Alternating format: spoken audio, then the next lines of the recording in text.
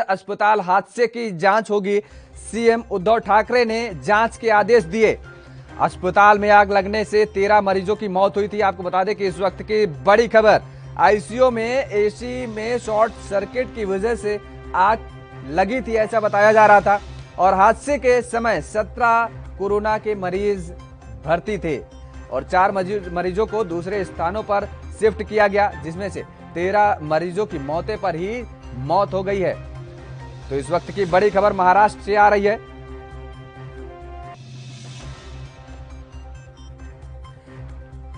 विरार अस्पताल हादसे की जांच होगी। इस वक्त की बड़ी खबर महाराष्ट्र से आ रही है। आपको बता दें कि सीएम उद्धव ठाकरे ने जांच के आदेश दिए हैं। अस्पताल में आग लगने से 13 मरीजों की मौके पर ही मौत हो गई थी और आईसीयू में एसी में शॉर्ट सर्किट की वजह से आग लगी थी। हादसे के समय 17 कोरोना के मरीज हॉस्पिटल में भर्ती थे। हालांकि 4 मरीजों को दूसरे स्थानों पर शिफ्ट किया गया है।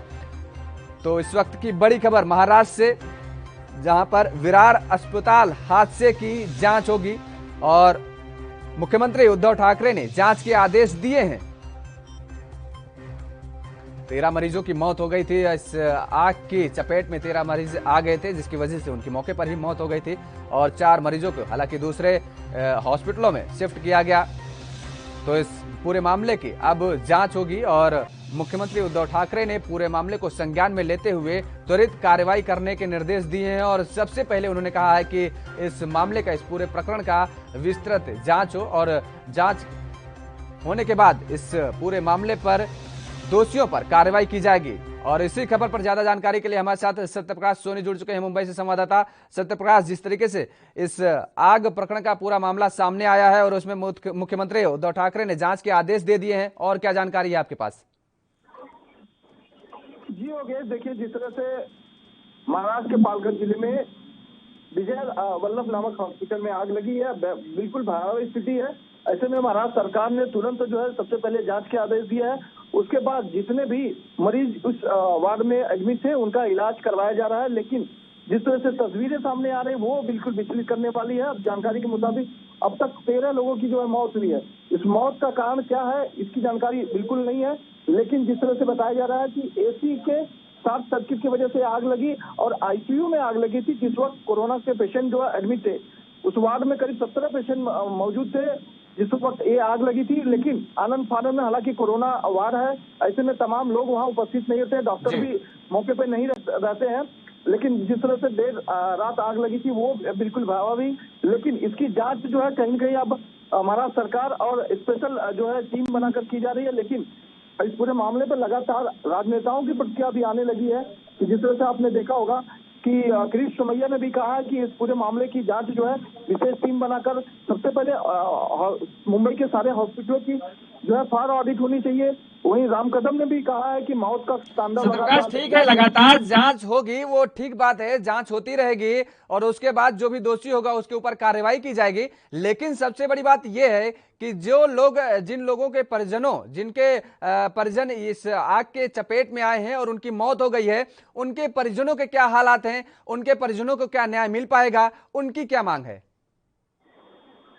देखिए, इस तरह की बातें बिल्कुल कहना जल्दबाजी हो गई थी कि महाराष्ट्र सरकार ने इस तरह की कोई घोषणा नहीं की है। हालांकि पीएम नरेंद्र मोदी ने भी ट्वीट करके कहा है कि जिस तरह से अचानक इतनी बड़ी संख्या में मौत हुई है उस पर बेहद दुख जताया जाता है, लेकिन इसकी जांच होनी चाहिए। वहीं महाराष्ट्र सरकार की तरफ से इस पर कोई वक्तव्य नहीं दिया गया, न तो उनके परिवार वालों को किसी तरह के मुआवजे की बात कही गई है।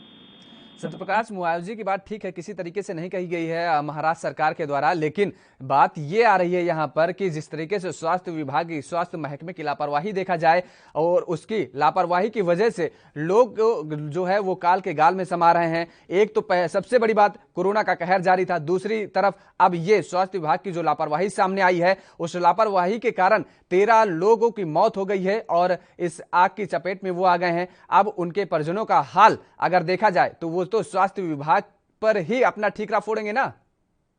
जय तो स्वास्थ्य विभाग इस मामले में का जिम्मेदार है, क्योंकि पिछले दिनों भी मुंबई में एक हॉस्पिटल में जिस तरह से आग लगी थी, फिर उस महाराष्ट्र के नासिक में जिस तरह से ऑक्सीजन जो की लीकेज देखा गया, उसमें भी कई लोगों 23-24 लोगों की मौत हुई।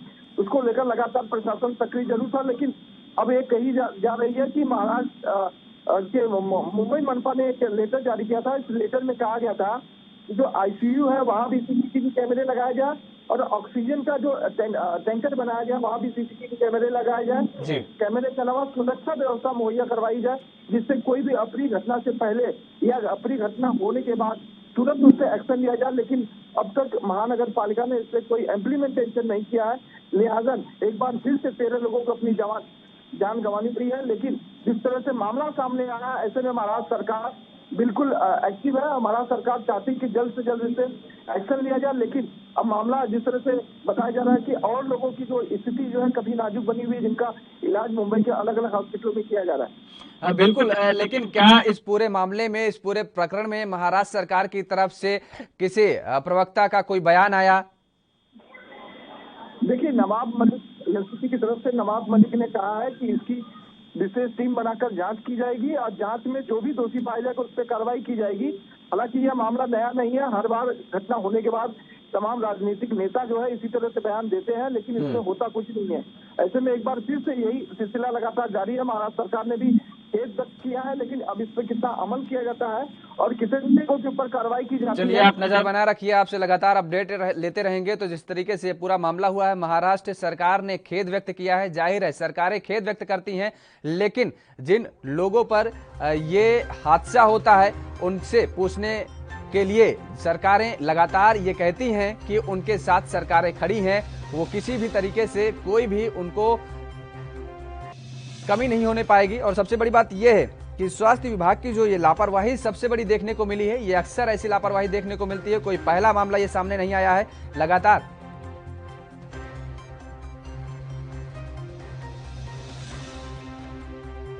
तो अस्पताल में आग लगने से 13 मरीजों की मौत हो गई है और इस पूरे प्रकरण की अब जांच करने के लिए महाराष्ट्र सरकार ने आदेश दे दिए हैं। रुक कर लेते हैं अगली इस वक्त की बड़ी खबर का। दिल्ली में टूटे सारे रिकॉर्ड, पिछले सारे रिकॉर्ड टूट चुके हैं कोरोना को लेकर के। दिल्ली में 24 घंटे में 306 लोगों की कोरोना की वजह से मौत हो गई है और एक दिन में होने वाली मौतों का पिछला सारा रिकॉर्ड टूट गया है। कोरोना का लगातार कहर दिल्ली में भी जारी है और जिस तरीके से मामले बढ़ते जा रहे हैं लगातार, वो एक बार फिर से दिल्ली में 24 घंटे में 26,169 नए केस सामने आए हैं। दिल्ली में कोरोना के संक्रमण दर 36.24% हो गई है और दिल्ली में पहली बार 91,000 के पार एक्टिव मामले सामने हैं। राजधानी में अब तक 13,193 मरीजों की मौत भी हो चुकी है। तो कोरोना का कहर लगातार राजधानी दिल्ली में भी जारी है।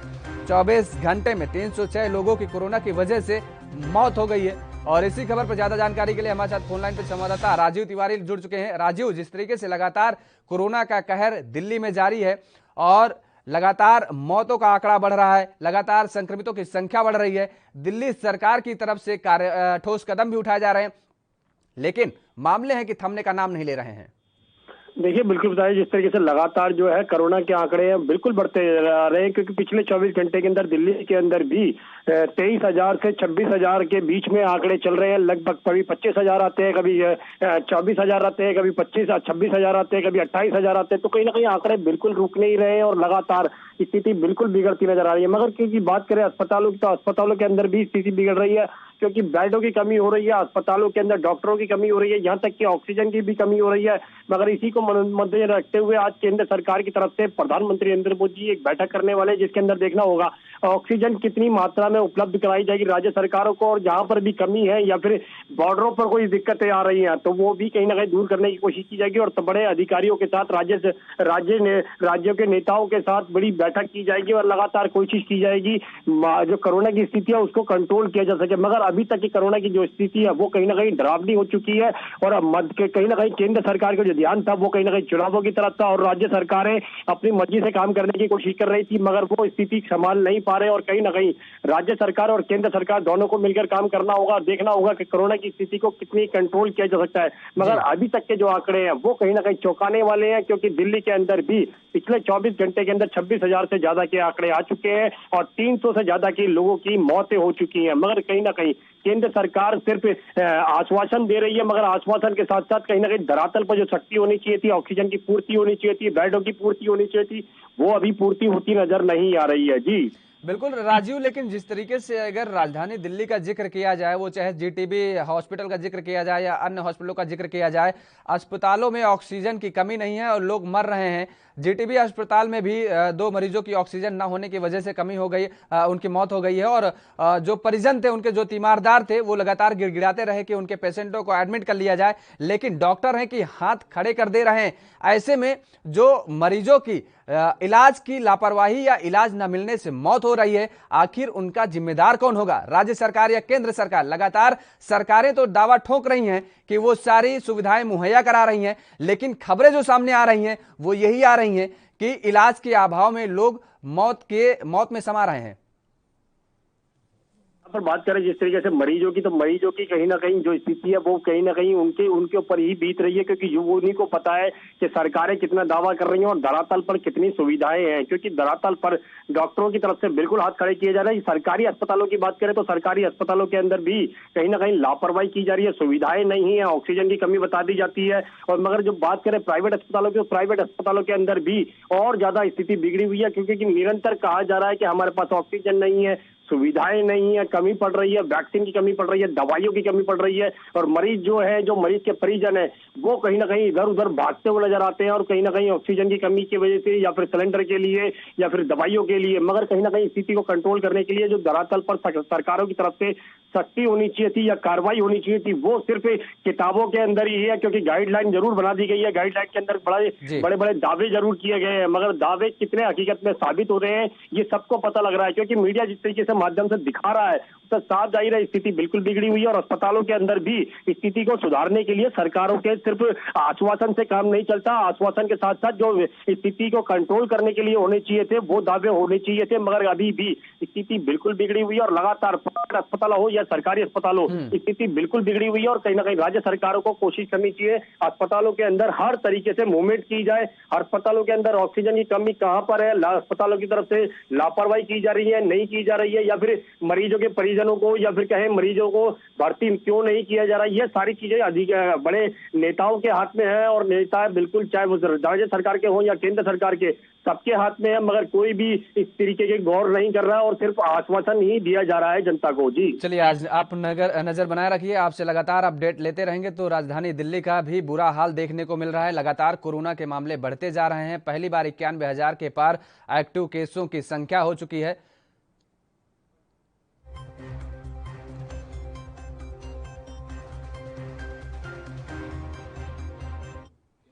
और उत्तर प्रदेश से इस वक्त की बड़ी खबर आ रही है। उत्तर प्रदेश में कोरोना ने नया रिकॉर्ड बनाया है। एक दिन में रिकॉर्ड तोड़ मामले सामने आए हैं।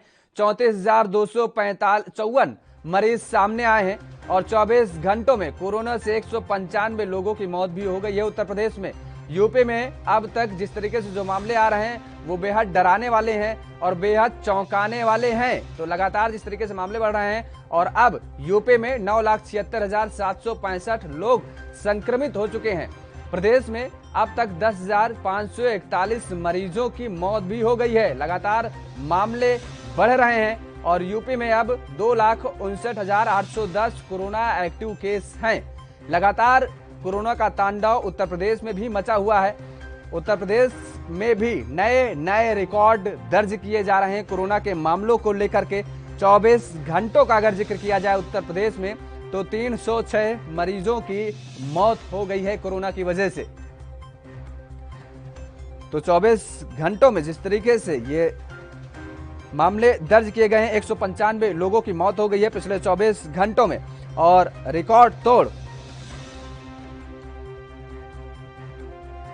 और इसी खबर पर ज्यादा जानकारी के लिए हमारे साथ फोनलाइन पर जुड़ चुके हैं संवाददाता गौरव मिश्रा। गौरव मिश्रा, जिस तरीके से लगातार उत्तर प्रदेश में मामले दर्ज किए जा रहे हैं, पिछले 24 घंटे का अगर जिक्र किया जाए तो 195 लोगों की मौत हो गई है और मामले भी नए रिकॉर्ड डेली बना रहे हैं। उत्तर प्रदेश सरकार लगातार ठोस कदम उठाने की बात कर रही है, लेकिन क्या जिस तरीके से लॉकडाउन लगाने की बात कही गई थी हाईकोर्ट की तरफ से, अब उसे स्वीकार नहीं था उत्तर प्रदेश सरकार को, तो क्या सख्ती, जिस तरीके से सख्ती अभी बढ़ती जा रही है, ऐसी सख्तियों से इस जानकारी को तोड़ा जा सकता है? देखिए योगेश, सीधे तौर पर उत्तर प्रदेश में जो कोरोना मरीजों की संख्या बढ़ रही है उससे कहीं ना कहीं सिरदर्दी उत्तर प्रदेश की योगी सरकार की बढ़ती नजर आ रही है। अगर हम 24 घंटे की बात करें तो 24 घंटे में अभी तक कोरोना के 195 लोगों की मौत हो गई है। वहीं उत्तर प्रदेश की योगी सरकार को कहीं ना कहीं लॉकडाउन से कोरोना की जो मरीजों की संख्या बढ़ रही है उसको निजात पाने के लिए लॉकडाउन लगाना आवश्यक होगा। लोकेश बिल्कुल, लेकिन गौरव, सबसे बड़ी बात ये आ रही है कि अगर सरकार का पक्ष जाना जाए तो सरकार ये बात भी कह रही है कि लगातार अगर लॉकडाउन लगा दिया जाता है, प्रॉपर लॉकडाउन लगने के बाद जो रोजमर्रा का जीवन यापन लोग करते हैं, जो रोज कमाते और रोज खाते हैं, उन लोगों के लिए बेहद मुसीबत भरा समय आ जाएगा, क्योंकि उनको साथ ही साथ इस कोरोना के साथ ही साथ लोगों की जो दिनचर्या है उसको भी सुधारना है, उसको भी लेकर के चलना है। देखिए योगेश, सीधे तौर पर जिस तरीके से कोरोना के जो मरीजों की संख्या बढ़ रही है उसमें कहीं ना कहीं लोग अनजान होकर के बाजार जा रहे हैं और शादी विवाह का कार्यक्रम किया जा रहा है, लेकिन इसमें लोगों को अपनी सुरक्षा के लिए स्वयं जिम्मेदार होना पड़ेगा। लेकिन कहीं ना कहीं लोग मास्क नहीं लगा रहे हैं, सोशल डिस्टेंसिंग का पालन नहीं कर रहे हैं, कहीं ना कहीं कोरोना की जो चैन है वो टूटती नजर नहीं आ रही। इसी के कारण मौत का आंकड़ा काफी तेजी से बढ़ता जा रहा है और लोगों में जागरूक का अभाव अभी भी है और जो संख्या हो रही है वो कहीं ना कहीं चौंकाने वाला है। तो इसमें योगी सरकार को कहीं ना कहीं लोगों की जीविका के साथ साथ जो है तमाम प्रकार की जिम्मेदारियों को बरतना होगा और इससे कहीं ना कहीं निजात मिलना होगा। जी गौरव, लगातार मामले बढ़ रहे हैं और एक दिन में रिकॉर्ड तोड़ 34,254 नए मरीज सामने आए हैं। विपक्ष लगातार हमलावर नजर आ रहा है उत्तर प्रदेश की योगी सरकार पर। अगर विपक्ष का जिक्र किया जाए तो पत्राचार कर रहा है और लगातार ट्विटर के माध्यम से वो सरकार के साथ खड़े होने का दावा कर रहा है और साथ ही साथ तंज भी कस रहा है। तो क्या लगता है कि उत्तर प्रदेश की योगी सरकार के लिए आने वाले समय में ये कोरोना काल मुसीबत साबित होगा? देखिए, जब से कोरोना काल का कहर चला तब से विपक्ष कहीं ना कहीं कोरोना को लेकर के कहीं ना कहीं राजनीतिक रोटियां सेकने का काम कर रहा है। ऐसी स्थिति में जिस तरीके से विपक्ष पार्टियां योगी सरकार पर हमलावर हो रही है, कहीं मरीजों को वेंटिलेटर की सुविधाएं नहीं मिल रही है तो कहीं ऑक्सीजन की सुविधाएं नहीं मिल रही है। तमाम चीजें की समस्या को देखते हुए विपक्ष इस पर सवाल खड़ा कर रहा है। ऐसे में कहीं ना कहीं मरीज के जो परिजन है उनको काफी समस्या उठानी पड़ रही है। योगेश, ये सबसे अहम बात है।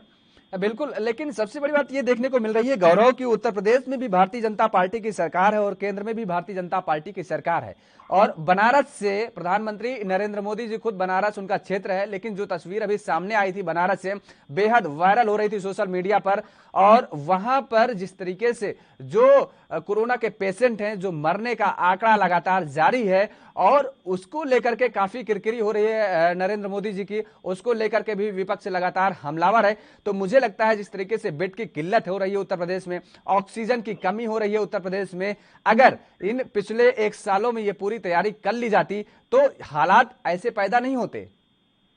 देखिए योगेश, ये अहम बात है, सही है। जिस तरीके से सरकार को पहले ही चेत लेना चाहिए था, जिस तरीके से कोरोना की पहली लहर थी तभी भी कोरोना के बढ़ते केस को देखते हुए सरकार को चेत करके सभी सुविधाओं को कर देना था। हॉस्पिटल में वेंटिलेटर की व्यवस्था और ऑक्सीजन की व्यवस्था, तमाम चीजों की व्यवस्था कर लेनी थी। कहीं ना कहीं सरकार की ये नाकामी मानी जाएगी और इस पर विपक्ष जो हमला कर रहा है वो ठीक कर रहा है योगेश। और अगर देखा जाए कि जो प्रधानमंत्री है आज वो तमाम जो है मंत्रियों के साथ और अधिकारियों के साथ बैठक करेंगे, जो ऑक्सीजन की कमियां पाई जा रहे हैं उसको कहीं ना कहीं लोगों तक पहुंचाने के लिए आज बैठक भी की जा सकती है और अहम फैसले भी लिए जा सकते हैं। जी बिल्कुल, लगातार, लेकिन सबसे बड़ी बात यह है कि उत्तर प्रदेश का अगर जिक्र किया जाए तो बाहर से जो लोग आ रहे हैं उनके लिए क्या गाइडलाइन कुछ निर्देशित किया गया है आरटीपीसीआर को लेकर के, या कोई विशेष प्रावधान बनाए गए हैं?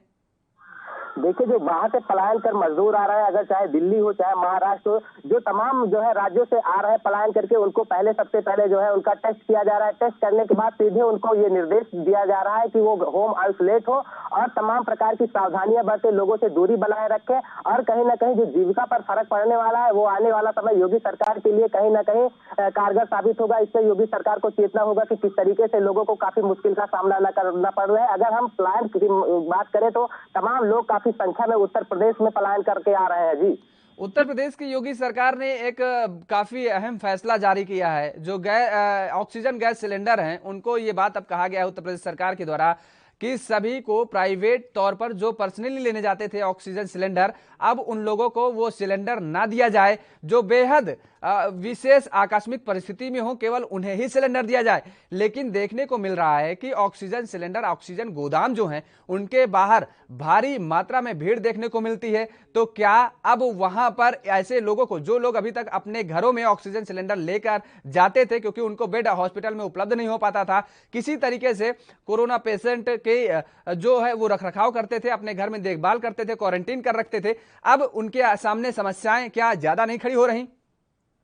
देखिए, योगी सरकार का जो ये फैसला है ये कहीं ना कहीं ठीक भी देखने को मिल रहा है। जिस तरीके से कुछ लोग पैसे में सबल होते थे, उनको जो है सिलेंडर की जरूरत नहीं होती थी, तभी भी लोग भारी मात्रा में लेकर के स्टॉक जमा कर लेते थे। ऐसे में अब जब तक डॉक्टर अपना साइन नहीं करेंगे कि इस मरीज को सिलेंडर की आवश्यकता है, तब तक ऑक्सीजन गैस नहीं मिलेगी। ऐसे में कहीं ना कहीं काफी शॉर्टेज देखने को मिल रही थी। तो इसमें योगी सरकार का जो फैसला है ये अहम माना जाता है, क्योंकि अभी तक प्राइवेट जो गैस सिलेंडर था वो कहीं ना कहीं लोग पैसे दे करके अपने स्टोर करने का काम करते थे। ऐसे में अब देखा जा रहा है जो कि 24 घंटे में से ऑक्सीजन की जो कमियां हो रही थी वो कहीं ना कहीं सुधार हो रही है। योगेश, बिल्कुल, चलिए आप नजर बनाए रखिए गौरव, लगातार आपसे अपडेट लेते रहेंगे। तो जिस तरीके से उत्तर प्रदेश में अब तक मामले जो हैं वो सारे बढ़ते जा रहे हैं, रिकॉर्ड तोड़ मामले दर्ज किए जा रहे हैं कोरोना के। और रुक कर लेते इस वक्त दिल्ली से बड़ी खबर आ रही है। आपको बता दें कि दिल्ली से इस वक्त की बड़ी खबर है, भारतीय जनता पार्टी के सांसद मनोज तिवारी कोरोना पॉजिटिव पाए गए हैं। मनोज तिवारी ने खुद को आइसोलेट कर लिया है और मनोज तिवारी ने ट्वीट करके इस बात की जानकारी दी है। उन्होंने कहा है, मैं डॉक्टर के संपर्क में रहते हुए होम आइसोलेशन में हूं, संपर्क में आए लोगों से जांच कराने की भी अपील की है मनोज तिवारी। तो भारतीय जनता पार्टी के सांसद मनोज तिवारी भी कोरोना की चपेट में आ गए, वो भी कोरोना पॉजिटिव पाए गए हैं। उन्होंने अपनी जांच कराई थी जिसके बाद उनकी रिपोर्ट पॉजिटिव आई है। तो मनोज तिवारी ने खुद को आइसोलेट कर लिया है। मनोज तिवारी ने इस बात की जानकारी ट्विटर के जरिए ट्वीट करते हुए दी है और उन्होंने कहा है, मैं डॉक्टर के संपर्क में रहते हुए होम आइसोलेशन में हूं, संपर्क में आए लोगों से जांच करवाने की अपील भी की है। और इसी खबर पर ज्यादा जानकारी के लिए हमारे साथ फोनलाइन जुड़ चुके हैं राजू तिवारी, संवाददाता दिल्ली से। राजू, अब बीजेपी के सांसद मनोज तिवारी भी कोरोना पॉजिटिव हो गए हैं, पाए गए हैं। उन्होंने अपनी जांच कराई थी और ट्विटर के माध्यम से इस बात की जानकारी दी थी। और क्या अपडेट है आपके पास?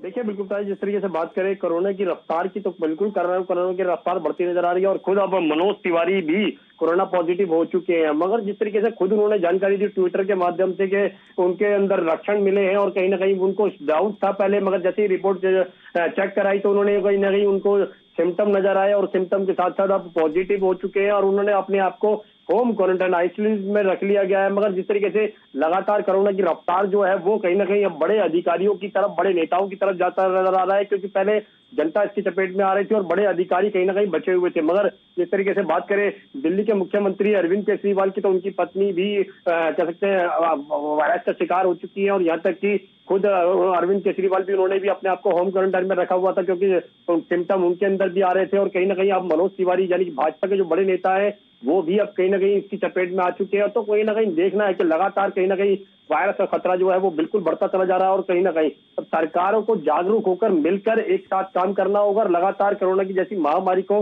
रोकने के लिए कदम उठाने होंगे। मगर देखना होगा कितनी सुविधाएं अस्पतालों के अंदर है, क्योंकि सबको पता है अस्पतालों के अंदर ऑक्सीजन की कमी हो रही है, डॉक्टरों की कमी हो रही है, बेडों की कमी हो रही है। मगर कहीं ना कहीं स्थिति को संभालने के लिए राज्य सरकार और केंद्र सरकार को ही मिलकर काम करना होगा और जनता का सहयोग भी बिल्कुल चाहिए, क्योंकि जिस तरीके से लगातार पिछले 24 घंटे के अंदर 26,000 से ज्यादा के आंकड़े हैं वो कहीं ना कहीं चिंता का विषय है। और इसी के मद्देनजर रखते हुए केंद्र सरकार आज बैठक करने वाली है, खुद नरेंद्र मोदी जी उसमें शामिल होंगे और उस बैठक के अंदर गौर किया जाएगा किन किन मुद्दों पर कार्रवाई करनी है, किन किन अस्पतालों के अंदर ऑक्सीजन की कमी है, ये सारे मुद्दे उनके अंदर होंगे और देखना होगा बैठक से कितना फायदा हो सकता है कोरोना मरीजों को। जी राजीव, लेकिन जिस तरीके से कोरोना की चपेट का अगर जिक्र किया जाए तो चाहे वो आम आदमी हो, चाहे नेता हो या अभिनेता हो, इससे कोई अछूता नहीं रह रहा है और कोई बच नहीं रहा है। क्या लगता है कि इन नेताओं को ये बात पहले से नहीं पता थी?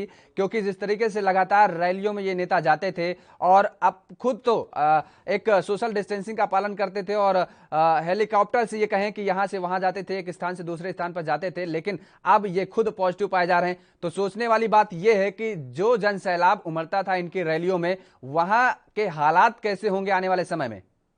ये बिल्कुल सही कहा आपने। यहाँ पर एक चीज समझनी होगी कि जिस तरीके से जनता के बीच में कहीं ना कहीं ये लोग जा रहे थे और चुनाव प्रचार के अंदर लगातार लगे हुए थे, क्योंकि ये लोग तो एक वीआईपी कल्चर के हिसाब से जाते हैं, यानी कि हेलीकॉप्टर के द्वारा या फिर वीआईपी गाड़ियों के द्वारा या फिर वीआईपी ट्रेनों के द्वारा। मगर जो आम जनता है वो कहीं ना कहीं भीड़ का हिस्सा बनती है और कहीं ना कहीं वायरस का शिकार सबसे ज्यादा वही हो रही थी। मगर अब जब वायरस का खतरा इन बड़े नेताओं तक भी जा रहा है, चाहे वो मनोज तिवारी हो या फिर और अधिकारी हो या फिर बड़े नेता हो, इन सब तक जा रहा है, क्योंकि राहुल गांधी भी इसकी चपेट में आ चुके हैं। खुद उन्होंने ट्विटर करके इसकी वायरल जानकारी दी थी और कहीं ना कहीं बड़े नेता की बात करें, चाहे अरविंद केजरीवाल हो या फिर राहुल गांधी हो या फिर मनोज तिवारी हो या फिर और कोई बड़े नेता हो, सभी वायरस से शिकार होते जा रहे हैं और लगातार वायरस के जो संक्रमण है वो बिल्कुल बढ़। चलिए, बहुत बहुत शुक्रिया राजीव तिवारी, आप नजर बनाए रखिए। तो जिस तरीके से लगातार मामले सामने आ रहे हैं और इस वक्त की बड़ी खबर हरिद्वार से आ रही है। आपको बता दें कि हरिद्वार में पतंजलि में कोरोना वायरस की एंट्री हो गई है। पतंजलि संस्थान में 83 लोग संक्रमित मिले हैं। बाबा रामदेव का भी हो सकता है कोविड टेस्ट, ऐसा बताया जा रहा है। और पतंजलि के 3 संस्थानों में कोविड पॉजिटिव केस सामने आए हैं। तीनों संस्थानों में कॉन्ट्रैक्ट ट्रेसिंग का काम किया जा रहा है। इस वक्त की बड़ी खबर हरिद्वार से आ रही है। पतंजलि में कोरोना वायरस की एंट्री हो गई है। पतंजलि संस्थान में 83 लोगों संक्रमित होने की खबर सामने आ रही है। बाबा रामदेव का भी कोविड टेस्ट किया जा सकता है। इस बुलेटिन में फिलहाल मेरे साथ इतना ही। आप बने रहिए एनबी न्यूज के साथ।